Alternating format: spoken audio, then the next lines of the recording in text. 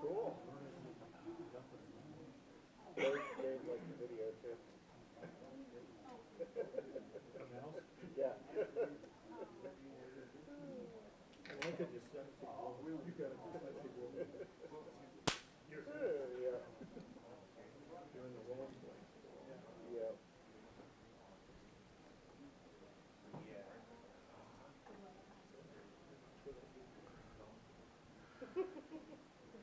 All right, so just briefly kind of threw this question together, see if this works for everybody.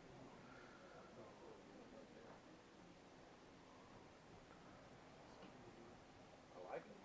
Yeah, it's good. Yeah. Okay.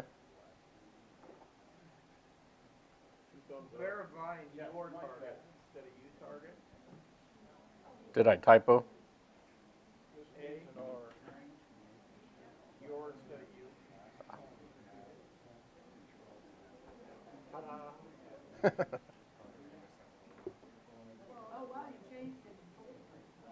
Yep. So you might want to, I don't know if we've got any bona fide professional educators in there, but I mean, to me that passes the test. Yeah. Maybe make sure. Should send it out to a professional test writer. So. No. Last time we did that, it was a disaster. I remember. No, I was just talking about within our ranks, because they know what we're, they know what we do in our audience is our target audience. I want to give it to a fourth grade English.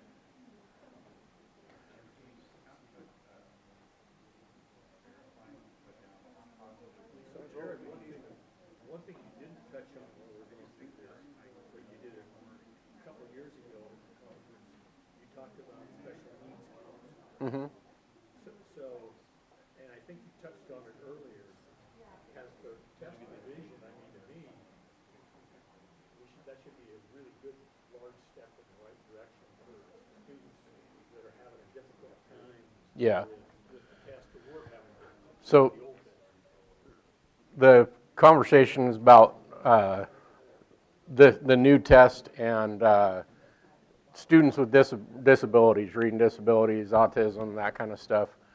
And over the time, I don't know how many of you guys know, but I piloted this test for almost a year before I rolled it out and had official copies printed for everybody to use.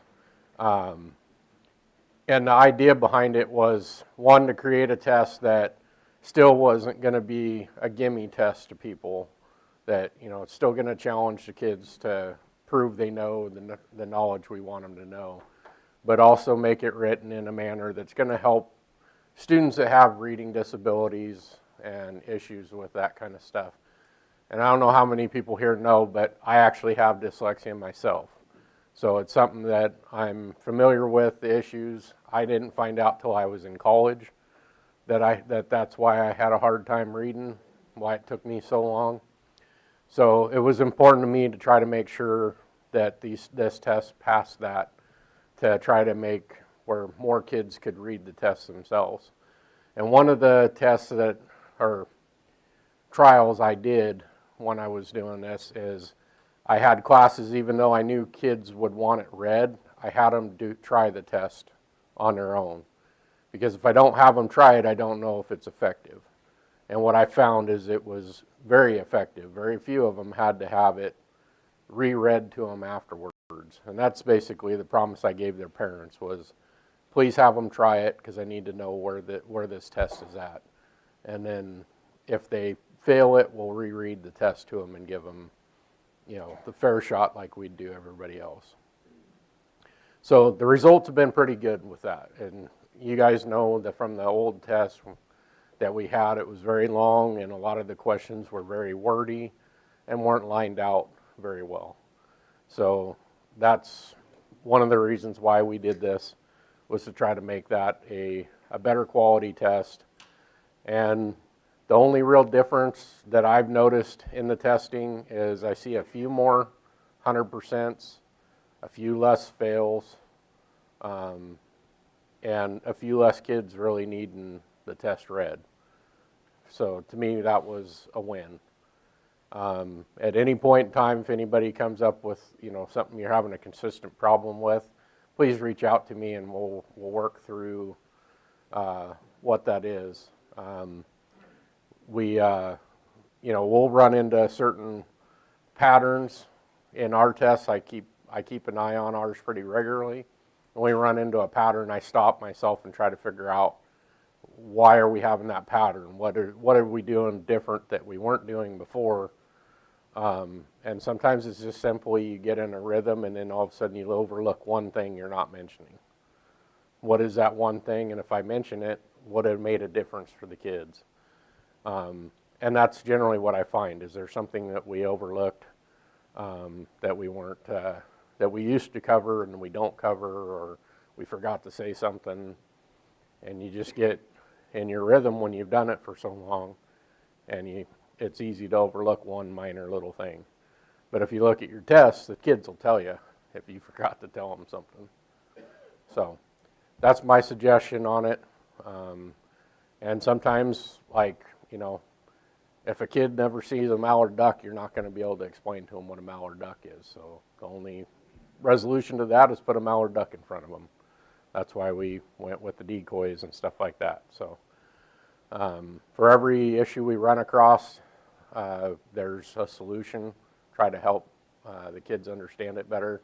So if we can get a teaching tool to you or help with anything like that, if you're seeing a consistent problem, please let me know and we'll figure it out. Okay? I do appreciate everybody's help with the tests. I think it's important that you guys give feedback to. We're asking you guys to teach this stuff and asking you to teach to this standard. And we need to be willing to hear you out and get your input on what it is too, because you guys are out there teaching classes and dealing with the kids. You run into the same things we do, and sometimes different things depending on your area. So thank you guys for your time on that. I think that went pretty smooth. I will get all the edits finalized on this final roster or final copy, and then we'll get me and Myrna will work on getting test B ready to go, and then I'll work on verifying the IHEA information and see what's going on with that avenue, and if something's going on with the firearm safety rules, and then we'll get this thing out to print. Okay, any follow-up questions on the test? Is everybody still awake after lunch? I think that lunch was pretty good. All right, so we talked about some the trainer and new instructor training. It did get brought up to me, so he made a good point on just making sure that we're clear on the difference between the two trainings. The train the trainer is for experienced instructors, just so you know what our training format is, and so I can send instructors to you when I need to. The new instructor training is experienced instructors teaching the new instructors how to participate in the field day activities. Okay, is everybody clear on that? Brian? Just a suggestion. I mean, it looks like, and you're probably going to have more data for us later, that we're, just because of the nature of the beast, that there's a lot more independent study field day type courses being taught than there are conventional courses. Mm-hmm. There's kind of some different skill sets, in my opinion, as an instructor involved with a conventional class versus a field day class. Yeah. And it would be nice as part of the training that the department offers is some training for those instructors that want to step into that conventional class type. New instructors, I mean, I've been doing it for a while, like you Mhm. And there are students out there, like some of the other instructors voice, that there's parents out there that want to go through that kind of class, and they want their kids to go through it. I think we as an agency ought to be training our instructors to be the most effective they can in it. So, Yeah. some kind of training that's geared more towards. We have talked about that, and we do mention the conventional option to when new instructors are coming in, but at this point in time, I haven't had a lot of interest that has been voiced to me anyways in the new instructors so far being involved in the conventionals. The few that have, fortunately, have already conventional classes running in their areas, so it's real easy just to pair them up with who's going at it or doing them already. So if the need's there, I have no problem putting together a training plan for it. But so far, it just has not been the case.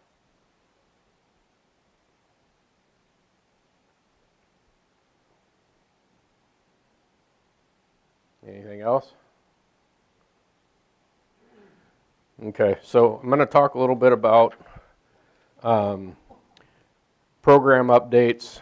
I mentioned we did some Today's Hunter revisions, trying to get our Today's Hunter book lined out and up to standards and current regulations. We've already got that done. I have those edits back. We just have to take the time to move them from individual documents that the instructors that volunteered for us did and move them to one on the computer version so we can send that off to Calcemy. The other program update that I really want to get done is the online class review. So reviewing what our kids are seeing when they take these online classes prior to coming to see us. How many of you guys have done or looked at those even in the last, I don't know, 5+ years? Okay. Those of you guys that have looked at one, if you remember which one you looked at, if you're willing to do some audits, I'd ask that you grab a different one you haven't seen already. Okay, we have free codes for them. NRA obviously is already free, but the other three we have codes for and packets put together. Myrna put the packets together for me that we're basically asking you, as you have time, go through them, review the content, make sure it's relevant content, and make sure that it's accurate and reflects, the regulations and laws as we know them here in Oregon. Gordon? If three of those are owned by the same company, then they talk about merging them into just one? No.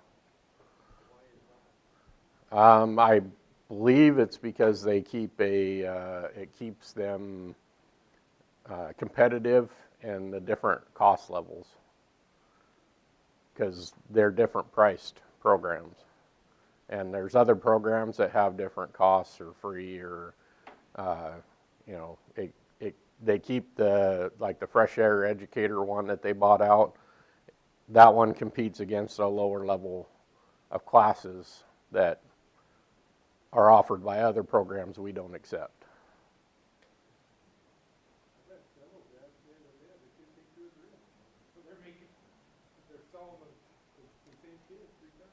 Yeah.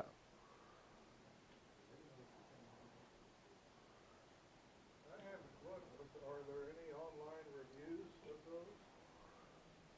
I don't know. Review about anything you can think of. I haven't looked. I don't know. We don't get a lot of feedback from customers on them, with the exception of NRA. We hear a lot about the NRA. But that's generally because NRA has no tech support, no customer support. So when they can't get the support they need, they call us. But for the most part, Calcemy does their tech support stuff is pretty solid. But that's my understanding of why they have 3 different ones and 3 different price points, is to stay competitive with all of them, with all the different levels. Well, hasn't the department reviewed all 4 programs to see if they are good enough for Oregon? I wasn't part of the group when those got approved. I know we look at them. Those were all approved before my time with the agency. I was still a volunteer when these came out. I don't know what the process of grading and scoring them are. I know that to be approved in Oregon, they have to be approved by IHEA, the international group. But reviewing them is something that's in our best interest, because there's been a couple that have been approved by IHEA that we'd never allow in Oregon. Me and Brandon and I can't remember who else was in the group, reviewed one that got sent to us, and it talked about taking your girlfriend out for a couple of brewskis after you got your animal.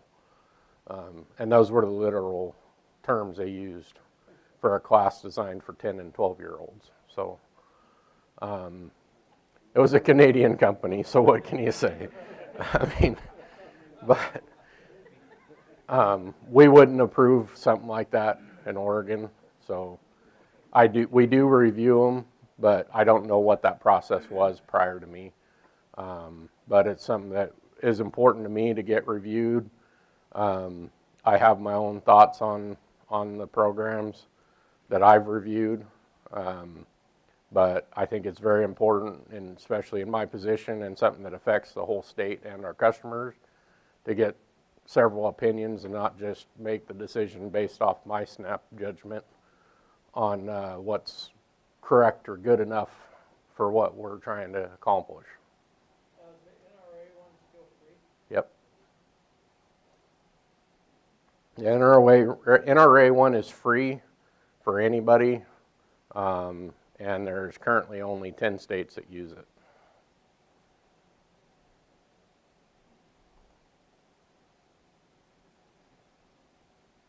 So, but basically I have 10 copies or 10 packets for each program, and I'm asking those that have time. If you don't, I'm going to open it up to whatever I have left. I'm going to open it up to other instructors outside this group. Looking at, if possible, I'd like to have it done and information back by the end of March. So that's the commitment I'm asking for. If you got time, we'll be happy to pass out a packet to you. Please, you guys ready to do that? Well, just so here's how it works. So there's 3 companies owned by Calcomite, right? So each one of those companies has a packet, and there's a code on the label with the link that you would link on to. So Jared wanted you to be able to choose which company to go through. So NRA, if you want to take the NRA one, just come up and get an instruction sheet. Since that's free, it doesn't take a code. Then do that. And whichever packet you choose, whichever company you want to go through, there's a number on your packet. Just come let me know which number your packet is. I gotta know which course you're going through, and that'll help us with tech support. Yep. So, So what I want you to do is go through it, take it like you're a student. Look at the content, make sure it's relevant and it's accurate. Couple of the programs I know suggest that people, when they get their animal on the ground to verify it's dead, that they walk up and poke it in the eye.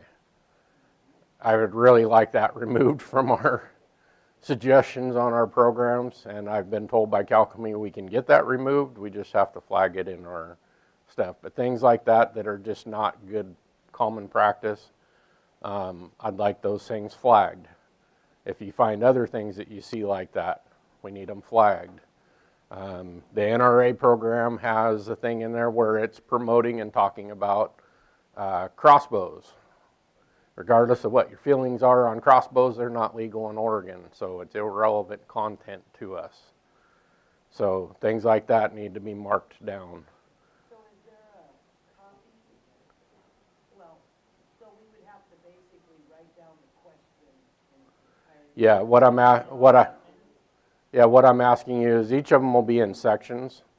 So if you write down, I'm in the how to field dress my animal, and it's slide this or section 2.1. They'll have some kind of designation for what page the information's on. Just write down where it's at and what the problem is, and then we'll compile that list and then go through and get it all lined out and sent off to Calcami and NRA to try to get those changes done. And are you asking us to take one of the programs? I'm asking whoever has the ability to take one, please. Not all three of the six? No. So my thought is trying to get as many eyes on this stuff as we can to try to make sure we catch the errors and problems with them. Pretty much all of them will probably need updated on the mechanical broadheads and stuff like that. I've never seen in any of them where they mention things like lighted knocks or anything, so shouldn't have a problem with that. But just anything that you know that's outside the scope of Oregon and our Hunter Ed program, those are things we need to know about.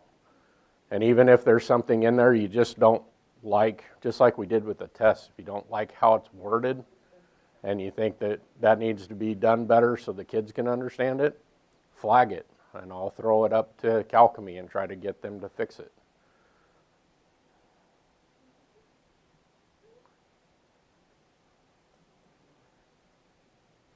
I just looked online and there's a few reviews, and most of them are to functions rather than content. Yeah. Trouble stopping midway or getting things to repeat, something like that. I didn't find anything on the technical quality of the questions of the course. Yeah, most of the time any customers that are taking it, unless their parents were looking at it, they're not going to know that some of the content isn't good because they're there to learn. So they're just absorbing what they're being taught. That's why it's important to me to get that reviewed so we make sure that what they are being told is accurate. I don't know how everybody else feels about it, but I don't want my kid or my grandkid going up and poking an animal on the ground in the eyeball. That's just a really bad idea. But the kids will have fun doing it. Yeah, unless the animal gets up.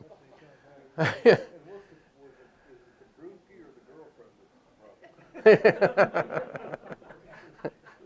Yeah.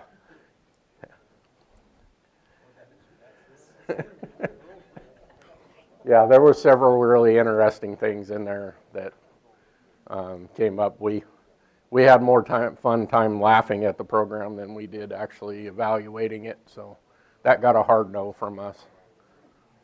So, does everybody just want to raise your hand if you're interested in taking a packet, or? Yeah, or you can just go get one if you want.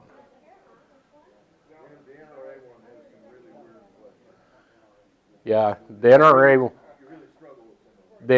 one is the one that I'm most interested in getting feedback on because I have my personal take on it, but I'm interested in seeing what others have to say on it. They say average students are like 10 hours, but most of the kids I talk to are about 6.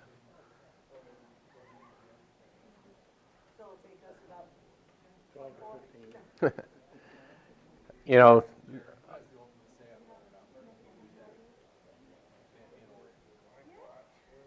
I&E does. It's something that me and Roger would talk about, and we would figure out whether we're going to accept something or not. I assume that's how we'd handle it, Roger. Like I said, just to be fair, I want to make sure we have more eyes than just mine on these things. So, End of March, please. You just want us to, email any feedback to you? Yeah, email or written down on something and sent back. There's an envelope in there for you to mail any jotted down notes. We put an instruction sheet in the packet, so.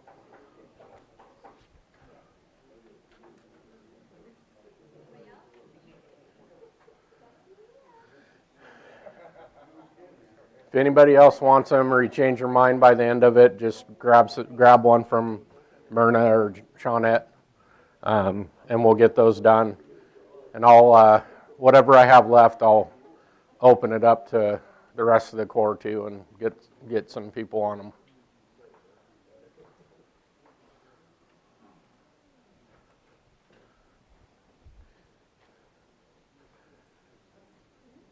Has anybody paid attention to what programs they have coming in based on the sheets that get brought in, and kind of get a take on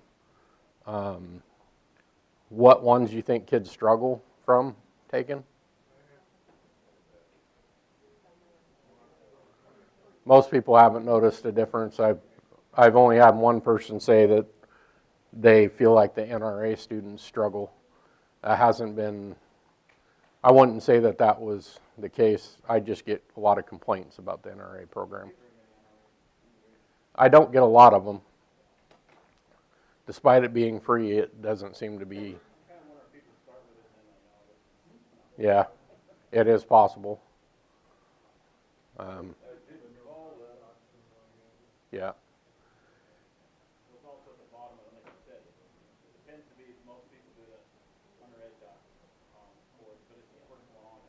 Yeah, and it also states on it that that's the one that's completely in alignment with the curriculum we teach, because that one there particular matches the today's Hunter book. What's that? You're biasing my review. Am I? Not trying to bias a review. I want an honest review of all of them. Anybody with a teenager or early 20s that wants to do the free NRA one at home? No? But they have to be willing and capable of writing down. Like my daughter's 14, so I'm going to have her do the NRA one. Just a youth perspective, too. Hard to understand.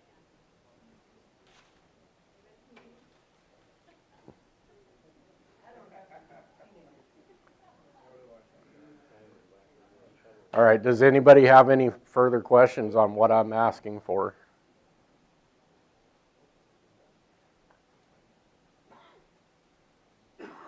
All right. Big thing is I just want to make sure that we're doing the best we can for the kids being prepared when they come to your classes. I don't think we've reviewed those, at least not in my time here in the last almost 7 years with the agency. We haven't reviewed them for content, so we need to get that done, make sure it's still up to speed and everything where it should be. If you think something is missing, can you then do a recommendation? Yeah, just put it in your notes and send it along. And are these set up specifically for you? Are they supposed to be? Yes. They're not just general, they're supposed to address. NRA is general, the rest of them are Oregon specific. NRA does not have a state-specific ability or willingness. I don't know what it is, but it is not. It's just one general program that if you use it, that's what it is.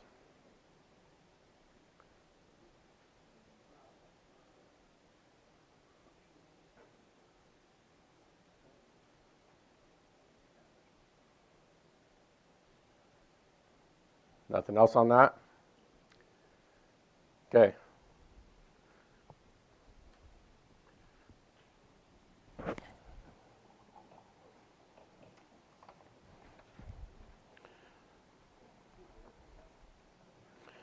So on today's Hunter, even though you guys didn't get a chance to participate in, or didn't participate in the review of the manual, does anybody know of anything stands out to them that is a problem in it?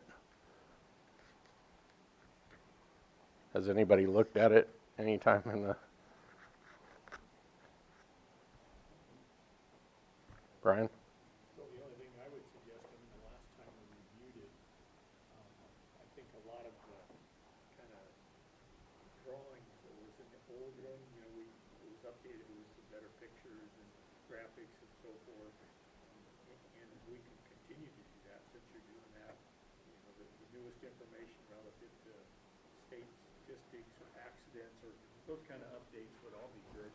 You know, I mean, I don't know what the version is of the current one we're using now. I know it's the most recent.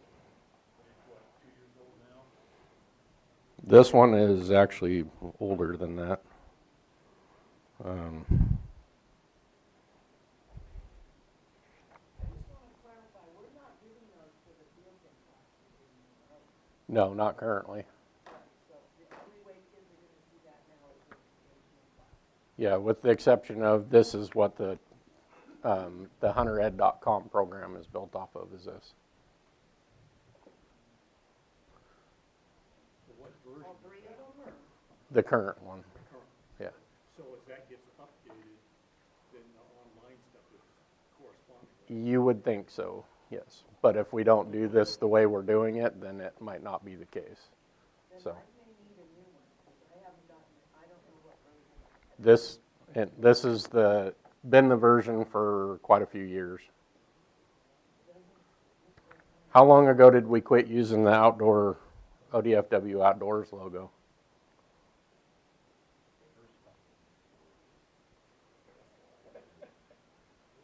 I don't have that one, so I'll use it. Okay. Yep, no problem. I moved, and so I lost a lot. It went in- The stuff you gave me was from the 80s. The stuff you gave me was from the 80s. Yeah. There were like things you put up there on projectors. Oh, hush Hey, up. would one of you guys back there be willing to run upstairs and grab that prop gun that's on my desk and bring it down? Thank you.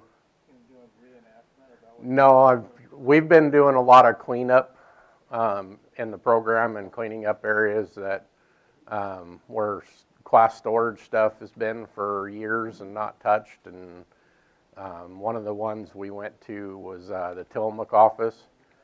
Me and Shawnette went up there and we hauled out an entire truckload of old Hunter Ed stuff, paperwork, boxes, and the most awesome prop gun I've ever seen was there. There was 2 of them. And I'm curious how many of you guys have actually possibly seen these before. First time I had ever seen them, but I thought they were great. But we even found some of the old Hunter Ed patches with the beaver on it, and yeah. Well, and that is where Ryan, that's what this was, it was out of the summer. I have some of these, anybody remember O'Deer board games? I have 2 of those. I have one on my desk. Yeah. Yeah, they show up from time to time. Some of the old hats show up from time to time. I like the old patches. I have because mine when I took Hunter Ed was a beaver on it. And I've seen some yellow and brown ones. I don't know how long ago those were, but I'd love to have one of those if anybody's got an extra one laying around. No, I still have them. And you didn't throw away the O'Deer games. Nope, it's sitting on my desk. Mine is sitting on my desk as a decoration. I think I got 2 or 3 others of it. I think some of the old stuff is pretty cool. I think Shawnette, didn't you just find some old newspaper documents in one of the folders too? Yeah, some old newspaper clippings from Hunter Ed from years ago. But it's kind of funny when you go to some of these field offices and you cleaning them out, some of the things you find that have been there for who knows how long, and found. Most people are throwing it all away instead of going to the biggest. Yeah.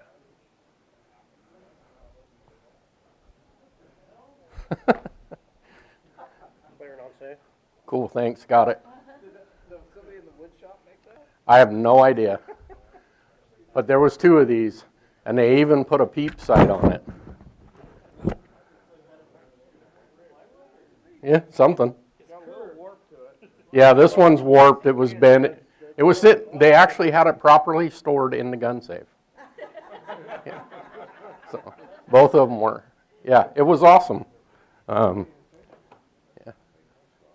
I said we need to start making more of these and make them instructor awards. You know, put little signs on them right here. You know. Uh-huh. Yeah, it's just painted black. But the part that cracked me up the most was the little peep sight. Just a little loop for a peep sight. I thought that was great. Somebody got quite creative before we had the practice firearms. We've got something like that. They actually took a little hasp, you know, the kind of click gate thing. Yeah. For a bolt action. Yeah. I did something similar to that when I first started, but I used, I had a gunsmith donated some blank stocks for me, and I used a broom handle for the barrel, and I made a little nail thing that went in the, but they didn't last very long. They didn't hold up too well. Yeah. Yeah. But I found this pretty entertaining, part of hunter ed history, I guess. But if anybody wants to look at it, they're welcome to. It's a pretty cool little item, though. Did you find the air guns that were converted into a laser light? Yes, there was some of those at the Tillamook office, too. I finally destroyed them. Yeah. Those were pretty handy. Yeah, the ones at Tillamook were non-functional. They'd pretty well broke. So, but yeah. Storing one of the old, they used the camera for the laser shot. You guys, nobody wanted it back, so they just told me to keep it in my garage. And I finally made them take it back. But it had the little camera you set up Yeah. in the laser shot. Yeah, if anybody has any old hunter ed stuff that want to share, I highly encourage you, especially if you're coming to the statewide, bring it and we'll share it at the conference. Here, take it out of my shipping container, put it in yours.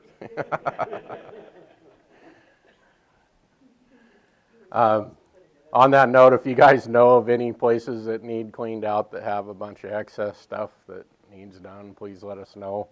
We're trying to get some of that, all that old mess and stuff that gets piled in different nations.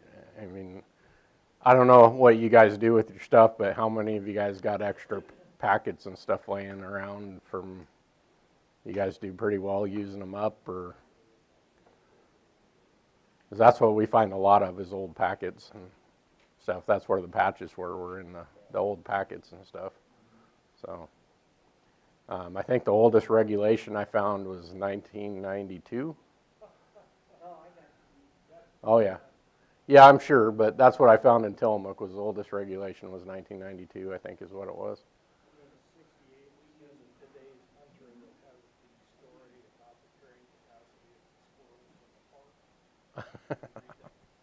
Yeah.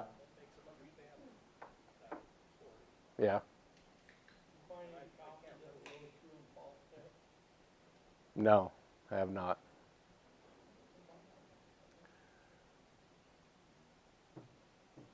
I have not found anything like that. Just like I said, a lot of nostalgia stuff, old patches. Found these things very entertaining, and old hats, the old like foam front ones, and yeah. Hey, they were stylish back then. I mean, come on.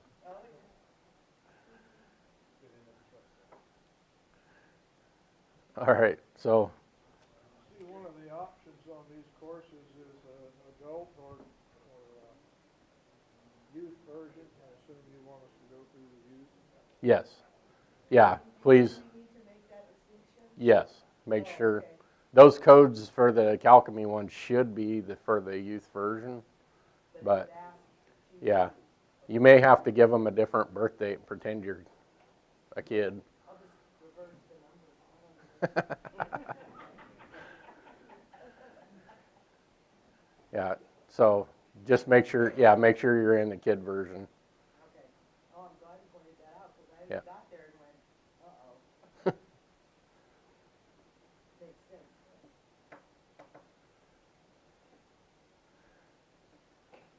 All right, so any questions on that stuff?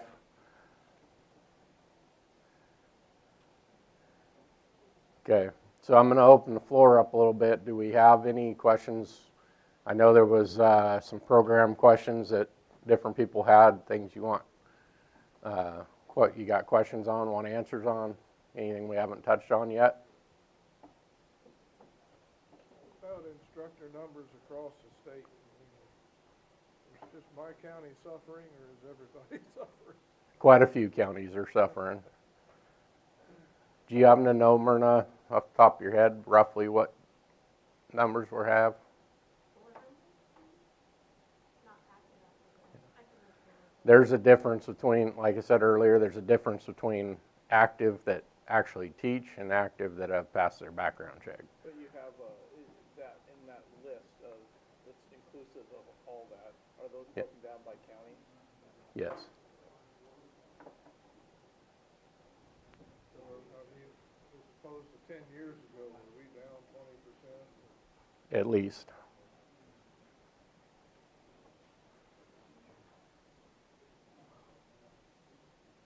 The aged out. Some did. We unfortunately also, we lost a few. We got a couple of faces that were regulars here that are not here with us anymore. Tim McCormick being one of them. And I want to actually mention that. I really appreciate those that had time to make it, that made it out to his services. Hunter Ed had a great showing there. And Tim McCormick. Yep. He was at the statewide last year. It was unfortunate. We were over there to teach a train the trainer at his facility. We saw him that night, getting the key for the facility from him, and got the call the next morning that he had passed. So almost like he was waiting for Hunter Ed to get there and get going before he was done. But yep, we had, I think, of almost 10 people from Hunter Ed were able to make it out to his services, which was a great thing. I know he would have appreciated it. So to me, that really shows what kind of environment we have in this program. And people, I know there's others that would have made it if they could have. So the fact that we care about each other and we support each other is very cool to me. Quite a long obituary. Yeah. You like the obituary, it's well written. Yeah. What was, Myrna, what was Brian's last name from Nelson? Do you guys remember Brian Nelson too? He was a longtime AC out of John Day. He passed before Tim. He's not with us anymore. Kind of a funny thing for that. I mean, him being gone is not funny, and the fact that he was in the hospital for a while before he passed was not good. But he was harping at his instructors to go get Hunter Ed done from his hospital bed.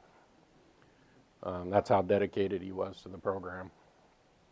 So, unfortunately, that's a reality that we deal with.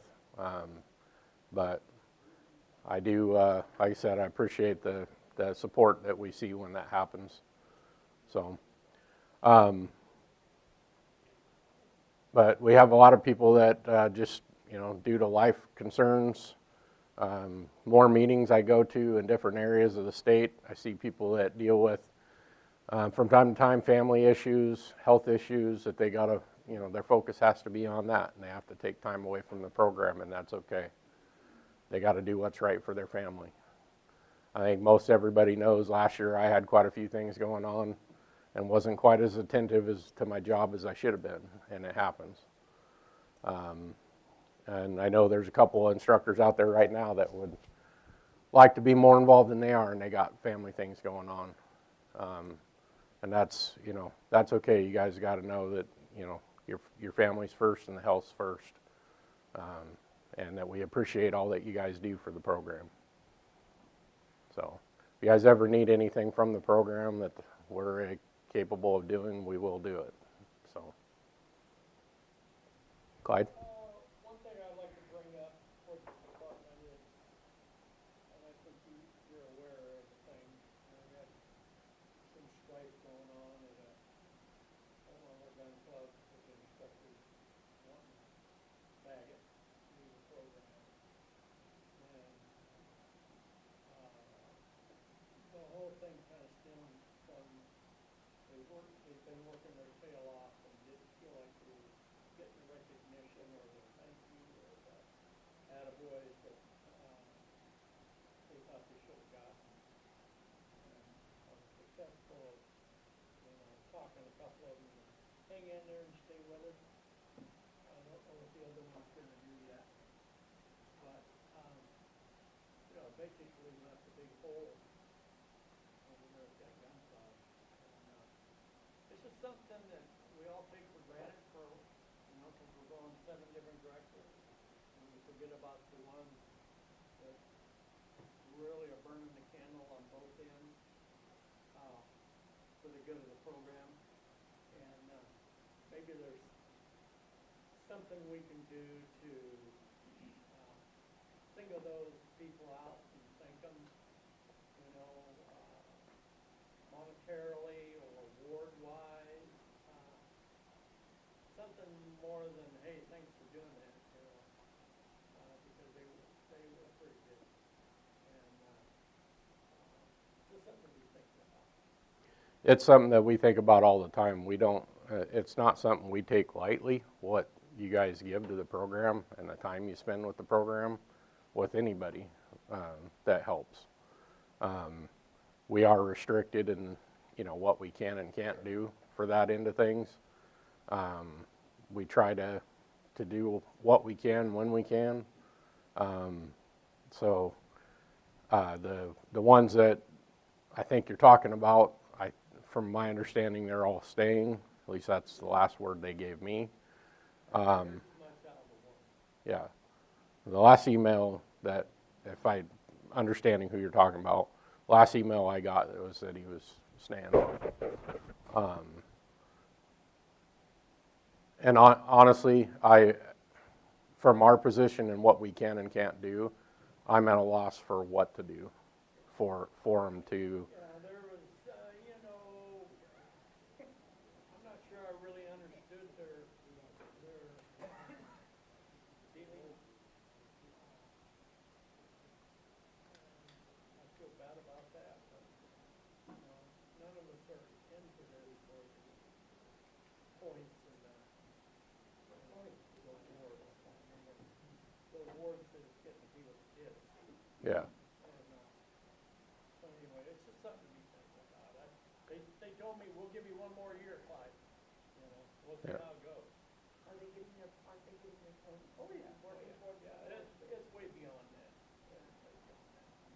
I know there's a lot of unpopular decisions that have been made with policies and stuff like that, and the group that you're speaking of in particular, I know part of their problem, a part of their issue, at least what was relayed to me, didn't even have to do with the program or Hunter Ed. It had to do with agency policies and things that they did outside of Hunter Ed. And we have zero control over that. And, we have to stay pretty neutral and even in our own opinions when we're dealing with that kind of thing. I know like the archery issue or the archery changes with tags and stuff, there's several people that took issue with that and blamed Hunter Ed or took it out on Hunter Ed, whether they blamed us or not.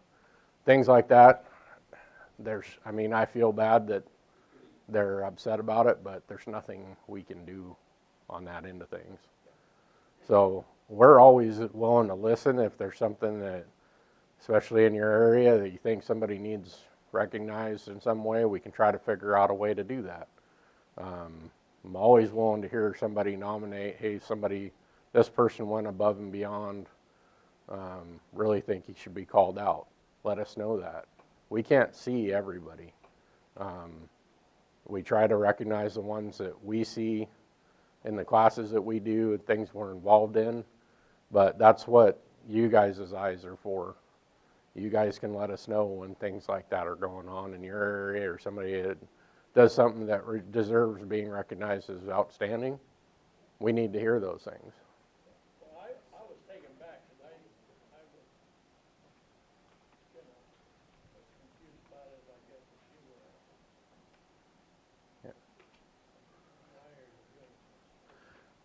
were. I'm not confused by their issues. I'm really not. I understand them. Taking the frustration out on Hunter Ed does confuse me a little bit, yeah. Logically, how could you? That's, in my take, and this goes clear back to me being a volunteer, is that's taking it out on the kids and not anybody else.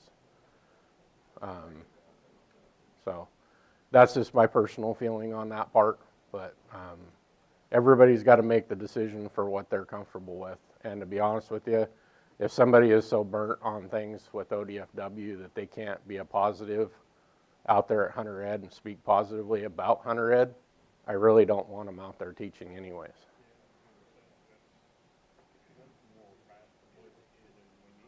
Yeah, we don't need any of that kind of stuff in Hunter Ed, and take this with a grain of salt, because I like the guys we're talking about, and I hope they stick with the program. But if they stick with the program, they got to keep the right frame of mind. This is Hunter Ed, not ODFW rulemaking. So, yeah. Yes, sir. It seemed like that maybe a couple of years ago there was talk about an adult program for people that were over 18.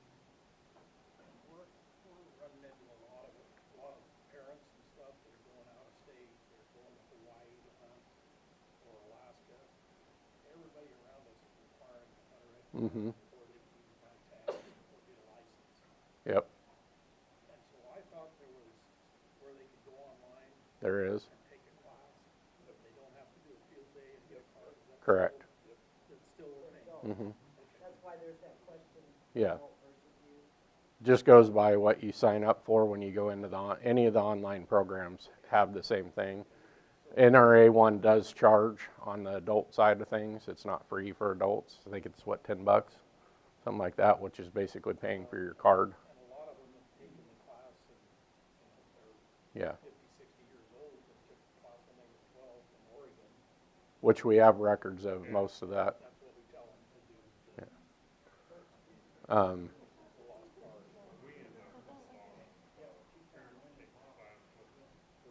Yeah, I actually like when they do that. Yeah. Yeah.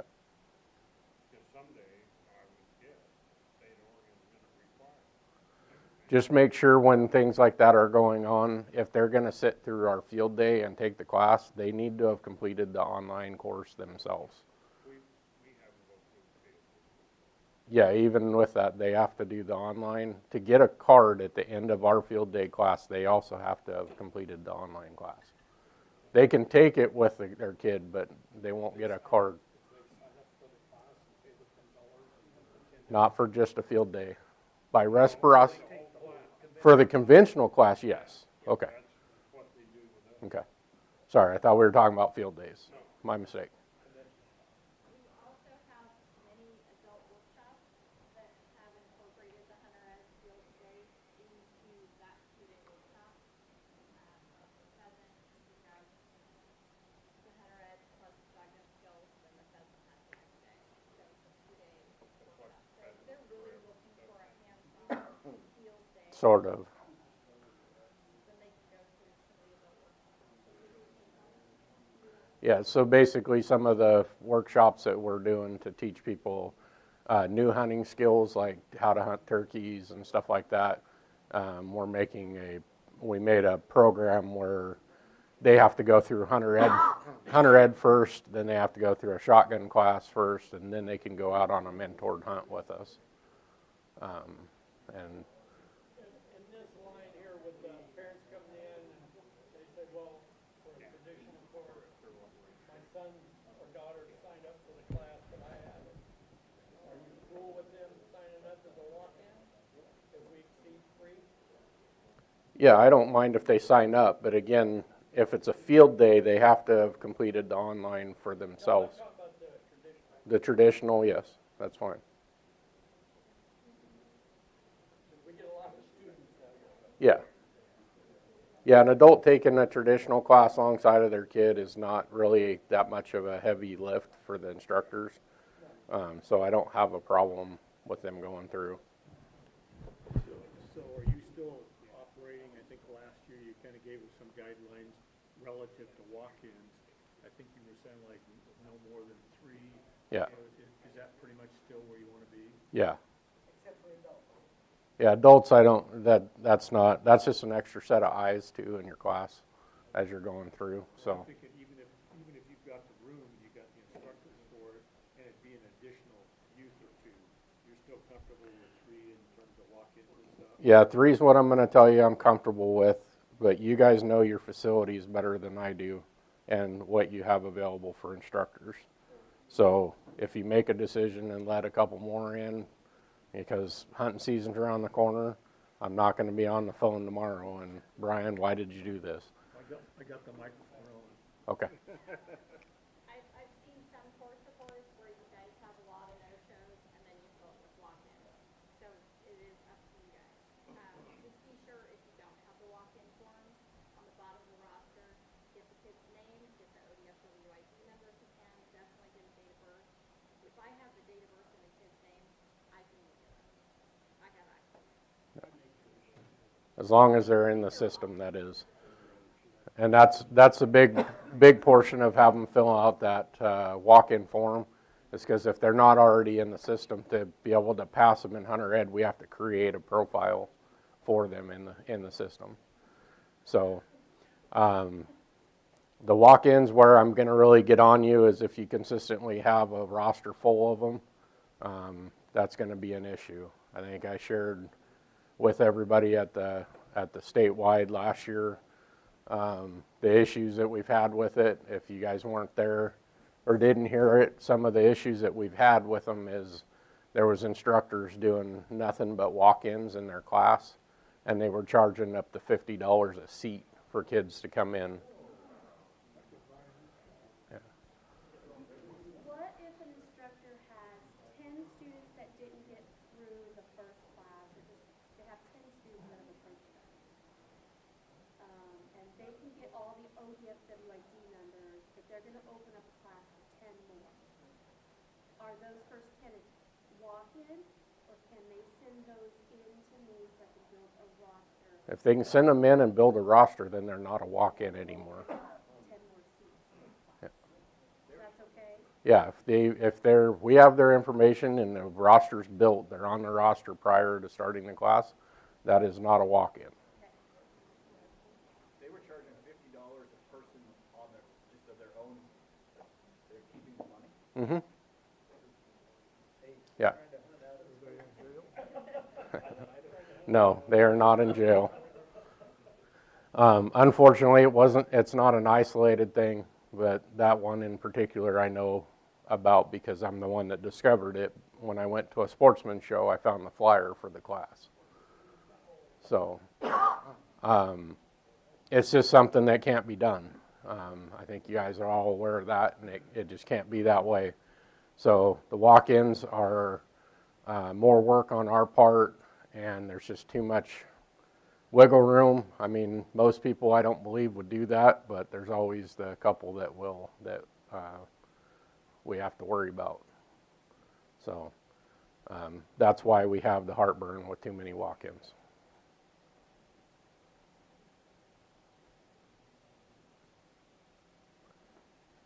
You know, at my core, I want to get every kid we can get in through class. So I'll be honest and say I have a hard time turning kids away when they're standing there in front of me, have their form, and we're ready to go. So I'm going to tell you to use your best judgment and don't get carried away with it. Okay? Yes, sir. What about the case, which I try to do quite a bit, is talk the parents into taking the course if they're there with their kids for what they were saying, coming out of state to get their card. You were talking conventional class? Yes. Yeah. If you're talking conventional class, I'm fine with parents as a walk-in because they're not going to be, parents aren't going to be a big lift like an extra kid would be for the instructors. And they're another extra set of eyes if you're limited on instructors and you're moving around with the kids. So it gives you another, and yeah, you get another adult set of eyes in the class. The only thing is they have to do I'm not telling you to treat them like a kid, but they got to do everything the kids do to pass the class. Yeah.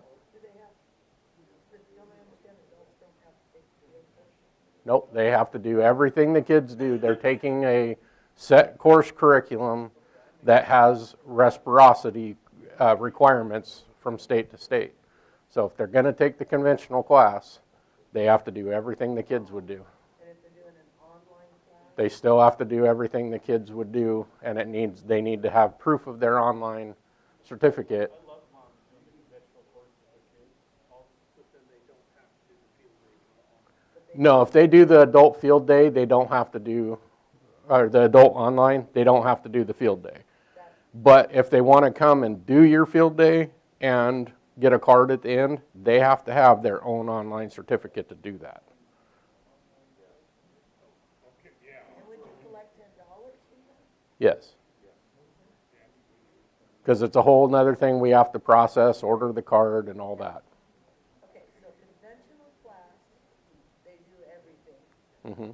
The online class, they would do the online portion. They do not have to do the field day, but they could. Simplest way to put it is if adult's going to take any of your classes and they want a card at the end of it, they get treated just like the kids as far as what they have to do. Okay, Get a card when they do just the online? they do if they just do the online only for adults. What he's saying is if they come to your field day and they want to take the test, keep their board or, Right, they they're want to there test with their the knowledge, kid. they're not getting a card just for taking the test. They haven't done the online, they're probably not doing the stations, and then he's saying they're taking the test. Oh, no, I'm I've had talking, parents come back at me saying, hey, I never got my card. I Yeah. took the test. You weren't registered for the class. You didn't do the online. You didn't Yeah, do that's why they have to be treated just like any other student, so that they pay their money, they get treated just like the students. And even if they have Hunter Ed in the system already, when they come through a class and finish it and you send in the documentation, it's getting processed again. That's why they need to pay the $10. The adult online course is only good for a year, No, it's lifelong. but there's no field day involved. No, and the only. it's because Oregon doesn't require Hunter Ed once you turn 18. But they still get a card. Yeah. And do you charge them for that, or is it just? Yeah, it's in the cost of the programs. That's why NRA is $10 for adults. Okay. Just trying to figure out the difference. Yeah, when the adults do the online adult class, once they finish it, you have a record of it, and they do get issued a card Yeah. from Oregon for Hunter Ed, so it's good. Yep. Yep. Randy. On these course reports, should we be keeping a copy of this? That's up to you. Well, I know here lately there's been an issue from mailroom to you guys, and so I'm beginning to wonder if I ought to not keep copies of some of that stuff in case there is an issue. Okay, did we find your last one? Yes. Okay. Yeah, it does happen. It's kind of rare. I had one completely go missing that never made it here. when I was still a volunteer several years ago. I found mine on my scanners, if you're talking about me.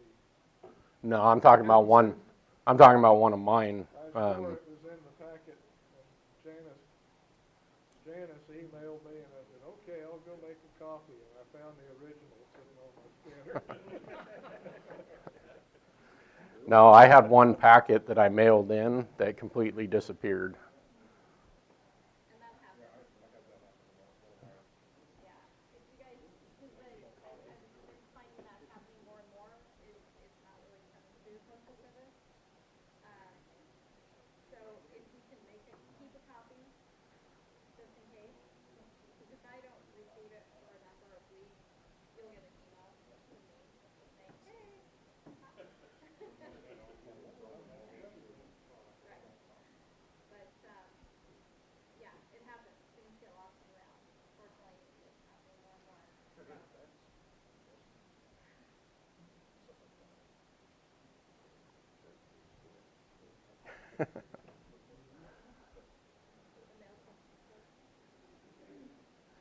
So do we have any other questions on that? Clyde? How long are you wanting us to keep old records?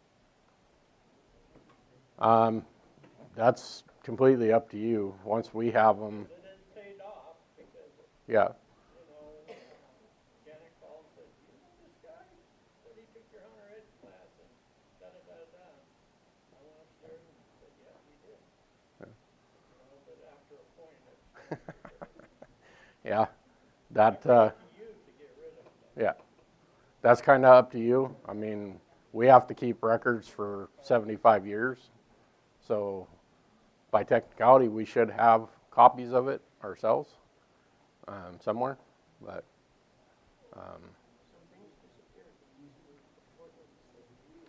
that would not surprise me.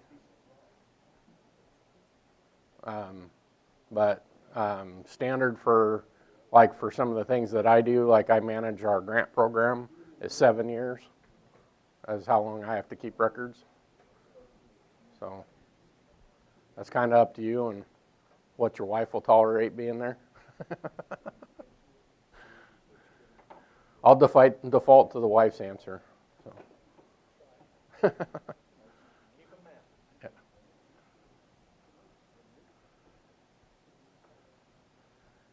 Any other questions on any of this? Any other subjects we want to bring up? Brian? So you're gonna call up or discuss the vehicle driving record? I have not heard a recent update on that whole question. And there are some instructors that are waiting to hear an answer on that question and what's gonna happen. So vehicle, my last update with the vehicle thing is that, yes, we're going to be asked to fill it out, but nothing that we do falls under where we'd have to call and get permission to drive here or there or transport anybody with us. Where it comes into play is there's a few people that move equipment for us when they're using it for class.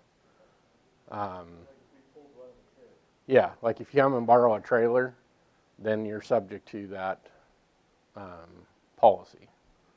So that's why they're wanting the driving check.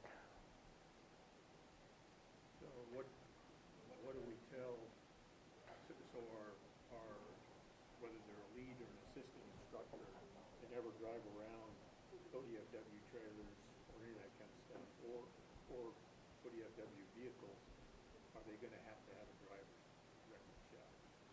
My understanding is yes. But, hey, Roger, do you got a minute? You guess? Driving record check. They're wanting updates on it. What do you know? So the last that I am aware of that is still working through some clarification on what the application is, activities that they get done, and all of that. It's been sitting for a while because there's been questions raised on it. So, the last communication I think went out a month and a half ago, 2 months ago, or something like that. Is that they were looking at the driving policy and trying to determine who actually what purposes and what constituted driving personal vehicle on state business. And the reason why the agency's having to do this is the state is very strict on use of personal vehicles when driving, and so we're having to follow the same policy as the state is. It's another one of these that rolls downhill. I'm sorry, was there a specific question on just the update? They're wanting to know if they are going to be subject to have to go through the driving background check, or whether it looks like that we won't. I don't have an answer for you right now. So you're saying we might need to have that to drive such an ed course? I don't believe at this point, this is still a discussion going on. Right. If you're going from your place of residence to where the event is, that would be similar to if you were commuting from your home to work. And so that would not count. If you're doing something more substantive than that would be driving. This is all very nuanced, and it's confusing and it's challenging. And we're trying to make it as clean and easy as possible. We end up a lot of, and this is the what if situation. What if I'm doing this and what if I'm doing that? And writing a policy, writing an FAQ that covers all of those eventualities can be pretty challenging. So we're trying to come up with something that's clear and makes sense as we can. Well, and I can see if you're home, ODF has trailers and things like that. When we looked at the program as a whole, what we talked about, there's probably only 3 or 4 people program-wide that fall under the category of needing the driving check. And we've pushed back and asked that we just do the ones that need it. But as of the last update, we don't have a clear answer yet. And part of that is because, again, back to the way this long-term management system is set up, it's based on basically the position description. If driving is part of your responsibility, then with that position responsibility, that's when you have to take the driving check. Tony? If we do have to take it, I mean, it's not that big a deal. No. The issue that a lot of people took with it is the wording in it that basically stated that if you were transporting your spouse or kids or anybody in your vehicle while you were on ODFW business, that you had to have agency or DAS permission. So those are the kind of things we're trying to get rid of. Yeah. Again, make it and put as bright a lines as possible on it. It is, the higher ed and the education programs is just part of the bigger effort within the agency, because we also have to come up with standards that apply to other volunteer behavior agencies as well, which are an entirely different situation in some cases. So. Yeah, so people that volunteer and live on the wildlife areas and stuff, they're constantly driving equipment and stuff like that.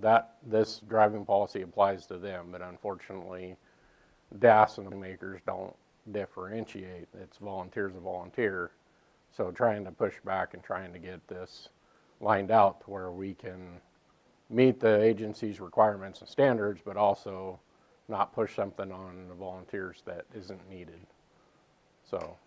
And the one thing on that, once, I think it's like 5 years or something like that, there's a time when it's not going to get reviewed every year. Yeah. And for folks, anybody most everybody that works for ODFW, if I use my person, I have to submit driving records to me that it's higher than submit driving records. So it's not unlike that employees, which makes sense for employees. For volunteers, it's a little more challenging. There's, like I said, we've only identified 3 or 4 people that this applies to, and 2 of you guys are in here. You do because you borrow the trailer, and then Alan, your class, the way you do your classes would make you fall under it because you teach in 2 different places. So the time frame you go from one area to the range would be considered ODFW time because you're going from one site to another to complete the same day's classes. Yours would be different because you're on 2 different days. So going from one facility to another doesn't apply to that. Yeah. And one of the things that we're trying to figure out on this too is how to make it clear to folks, not only the people that apply to, but then it's also clear to you if you're working with somebody that oh, this person can drive. How do you make it so that we don't inadvertently have somebody stuck in a situation where they're not in compliance with the policy, and that creates some challenges. So it's just trying to work through all these situations to figure out what makes the most sense. It's complicated. This stuff is consistent when you think it'd be really simple, but it always is more complicated than you expect. So with the trailer I have, ODFW trailer, I store at my house, and I use it to take it to the range and other things in Eastern, so I would qualify. I believe you, to do that, you would need the driving check.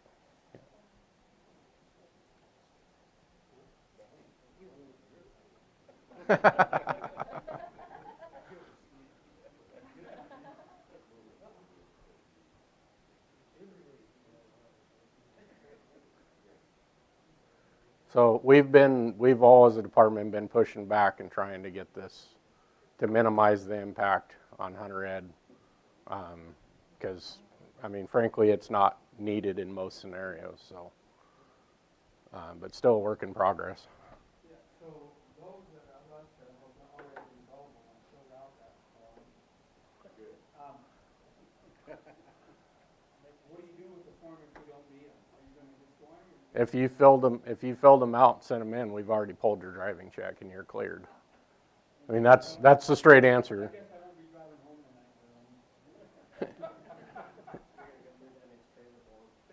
tonight, Yeah, see, there you go, Emmett. He's already cleared, so he can just move the trailer for you. What if you work for the agency? Yes. It's your own personal trailer. I have no say so over that.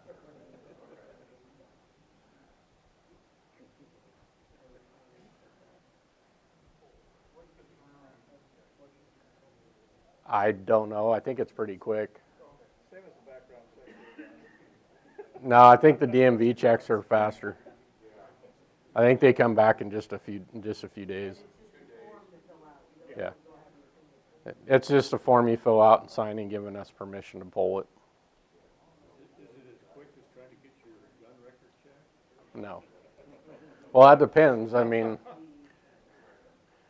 suspect it's going to be a little bit better. my last gun I purchased about 3 weeks ago was all of 4 minutes. So I do. But I also think it's partly because of working here. Because we do the background checks and fingerprints on a regular basis, and the I-9's all filled out and all that. So I think they have most of us hotkeyed. Mine comes back so fast. It's yeah. Oh, yeah, I have background checks done for at least 3 or 4 years. Yeah.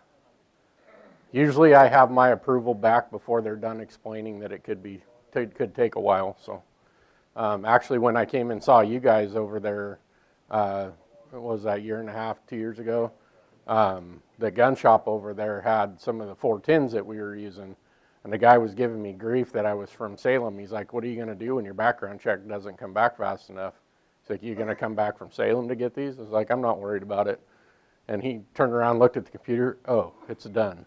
I was like, and that was 6 shotguns on one purchase. So, I mean, it's a nice problem to have, especially when there's a 30,000 backlog. And should have seen the look on the face of some of the people that were standing at the counter at Sportsman's, though. They were not happy when I bought my gun the other day.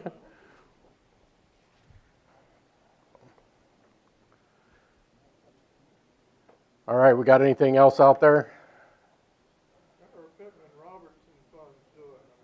I mean, I'd contribute more if I could find the ammo to buy. We're still having record gun sales right now, especially in Oregon with the ballot measure 114 hanging out there. Yeah. Yeah, that's because they're starting to run out of guns to sell. So some of the shelves are getting pretty slim. Does anybody do regular business with Sportsman's Warehouse? Yeah, one thing with Sportsman's Warehouse, I was warned by their one of their general managers. Their stock is going to look a little light here coming for the next 6 to 8 months. Apparently they're opening 14 new stores across the Northwest, so they're going to be hoarding stuff to make sure that their brand new stores are stocked to the brim. So,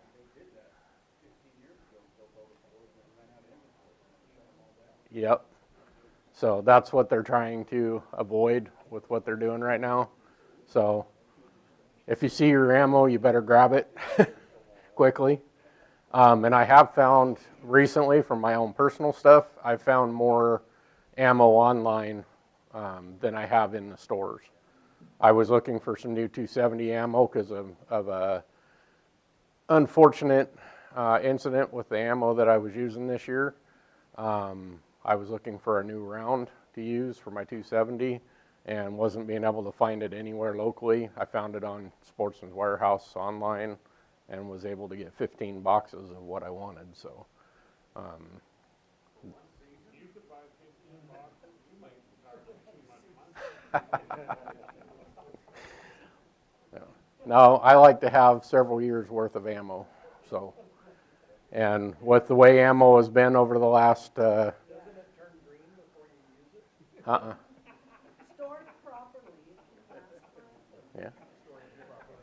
Yes, sir. Here to tell you. At this point, no. With the information I have right now, no, I don't.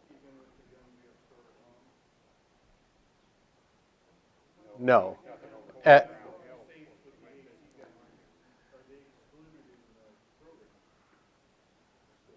No, the guns that we have currently in the program should all pass what the requirements of 114 are. The only ones that would be in jeopardy if they were still out there, and if anybody still has a program one, I need to know about it, is 12 gauge shotguns. 12 gauge because you can put an extension on it and they make the half size shells, so it is capable of holding more than 10 rounds. However, if you take a picture of it and have possession before 114 comes in, you can possess anymore. You actually can, but you can only do that at home or at the range. You cannot have it anywhere else. So, Oh, that's right, so it wouldn't qualify for yeah. the classroom situation. Point blank, if 114 stands, which we've been removing 12 gauges from the program anyways. We don't stock ammo for it. It's just too much of a mess to try to keep all those different types of ammo with the storage that we have. So we're focusing on 20 gauge and 22s and then 410s.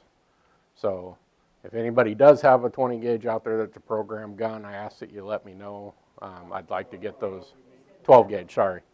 I would like to get those out of the program. We're not supporting them in the program anymore. We got 4. Okay. I'd like to work with you to get those and then replace them with 20s. But they were, I thought they were, huh.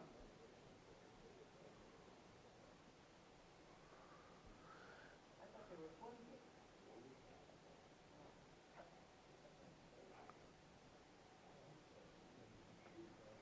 We could still use them in class as examples, just don't take them to the range, fire them. Yeah, you can't have them at the class because that's outside your home and not at the range. But if you're at a range, If you're out of range, you technically can have them there. because we do it at a range. Yeah. Over in Lakeview, weren't they? But still, at this point, the program's not supporting them with ammo and would prefer them not being out there. And Yeah, I understand. Yeah.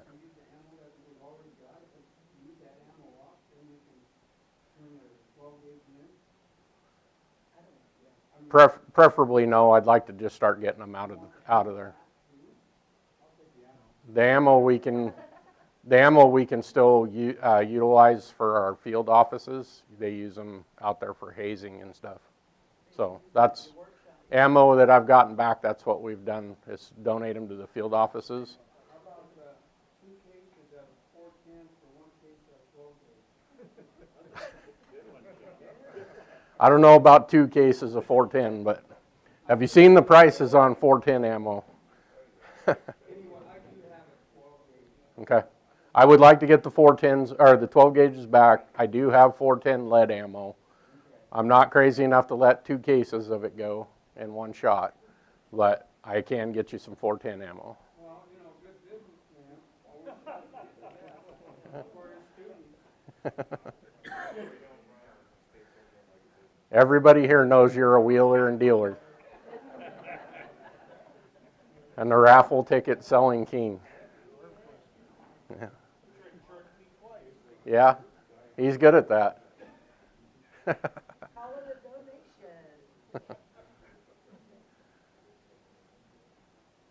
donation. As far as ammo goes, we're solid on 22. We're solid on lead, 410 and 20 gauge. Steel shot, I'm still shopping. We have enough to be sufficient for a while, but I'm still shopping for more. So. Yeah. So do you have, maybe you covered this, I apologize if it's a repeat. So what do you have in the way of 410 shotguns that are available? So right now I have the break action 410s. They're little Rossies. Are those kind of lightweight plastic ones? Yeah. So do you have any a little bit heavier weight, but still that size that are wood stocks and I don't have any wood stock ones. I have found a different pump action, smaller pump action that I would like to utilize. That is going to be better for recoil and stuff for the kids, but finding them available is going to be the problem. I actually didn't even know about this particular model of gun until I picked up an instructor's guns, and there was 2 of them in there. So I'm currently shopping for them. That's the Mossberg 410? Yeah. I think it's a Mossberg 500. Yeah, it's really well made. Yeah. Well made gun with an adjustable stock. Yeah. I can pull one out when a little bit later while we're doing some group work. When we come back, I'll show you guys the one I'm looking at and what I currently have. We're getting there. So what we're going to do, we'll take a break, and then when we come back, I'm going to have you guys break up into zones. I'll put the zone map up on the computer. So kind of group up in your zones. We'll find a spot in the different corners and in here. And let's kind of talk to your fellow ACs, kind of discuss about how you schedule your classes, how you do your thought process and scheduling, like you guys do in your meetings and stuff like that. Just kind of touch bases with the guys, the counties that are in your group, and see if some of that doesn't help with making some future plans. All right, so we'll take a 15-minute break. Be back at 2:45. Now, real quick, the comment on the 12 gauge, does that also include the disabled? No.